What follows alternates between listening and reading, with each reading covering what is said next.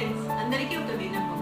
మీ పుట్టినరోజులు, పెళ్లి రోజులు, అలాగే మీ ఇంట్లో ఎటువంటి సందర్భాలైనా సరే మన కుటుంబం పిల్లల మధ్యలో జరుపుకోవాలని ఆశిస్తూ మా చిరు హృదయాల మధ్య మీ సమయాన్ని